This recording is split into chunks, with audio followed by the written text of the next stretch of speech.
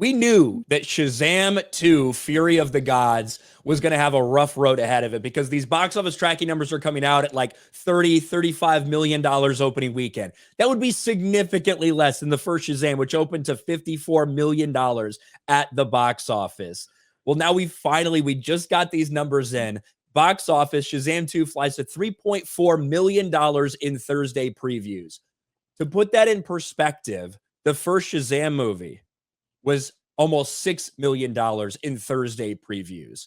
So already we're seeing it tracking significantly behind. Put that on top of the fact that right now the critics do not like this movie, which whatever, I don't really put much trust in the critics necessarily. Of the couple audience members who have gone and see it, they feel okay about it. The people that wanted to see it, that were willing to go see it anyway. But when you compare that to the first Shazam was beloved by the critics and the audience and ended up doing pretty well at the box office.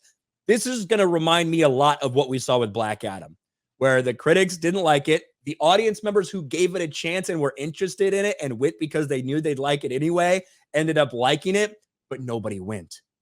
Nobody went at Black Adam, made like $400 million at the box office, ended up losing money for Warner Brothers. We might be seeing the same exact thing for Shazam 2. Oof. And the funny thing is, you can't even get the critics on board by making the characters more gay in this one. They made sure to put the gayness of a main character at the forefront of this movie because they wanted to make it more clear. They wanted to make it more evident. They wanted to make it a bigger part of the narrative. I guess even that wasn't enough to get the critics on board.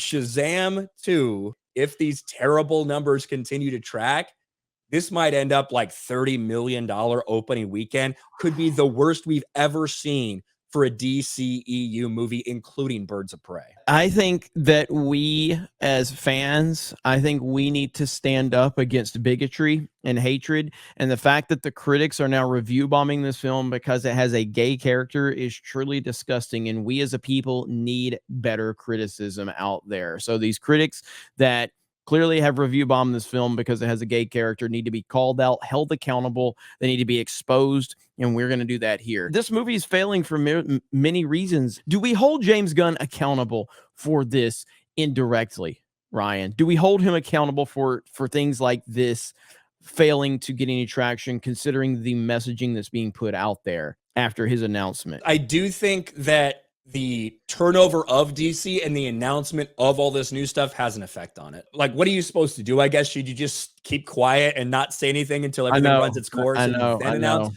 I don't know. I do think that the very uncertainty of, well, are these characters going to be around? Does it fucking matter? Is there any connectivity? I do think that it will keep some people away and keep some people not interested. I see no scenario where this movie was going to do anything. I don't see any scenario. You as a company, you as the leader now of it, James Gunn, like, you've done nothing to support this movie. You have essentially killed this movie. You have Titanfall 2'd this movie. That's what EA did to Titanfall 2. They essentially killed it. They murdered it before it even came out because of a lot of different things, release dates and putting in certain things. And with the messaging surrounding this movie, you have killed it before it even came out. You have told fans, you have put a signal out there to tell them, hey, this movie doesn't matter. This universe doesn't matter. We don't care about it. We are going to focus on James Gunn's new approach. What does it need to break even, Ryan? So with the new numbers that they put out, where they're somehow saying, oh, even though the budget was 125, we only ended up spending like around 100 million. Probably needs to break about $300 million to break even. It's going to have a tough time doing that if it has these type of numbers, this type of opening. And I see some people, who went and saw it last night saying there's no pandering at all. It's a 2-second moment where, Shazam's brother comes out and says, I'm gay and all this stuff. Well, you know what the problem is? That these screenwriters can't help but talk about how important it is. Gaiden, the screenwriter, explained that while this aspect of Pedro's character was hinted at briefly in the first Shazam film, he really, really fought for us, including that and bringing that to the fore in this movie. The only new addition for this movie is being a lot more forthright about Pedro being gay. And it was hinted at in the first movie very subtly. And I thought it was really important and really, really fought for us, including that and bringing that to the fore in this movie. This is how they decided to market this movie. This is how the screenwriters wanted to talk about this movie. This is what they wanted to talk about. So can you really blame people when this is what the people involved with the film are saying about the film in order to promote it? And then you get in there and it's a couple second moment about him coming out and telling everybody he's gay. This is Yeah. how they are pushing this movie because they think it'll help them. There's no such thing in current Hollywood as innocence in how a person's sexual identity is portrayed on screen, unfortunately. There just isn't. When it is promoted in any way, shape, or form before a film comes out, it's over. It's over. It's done.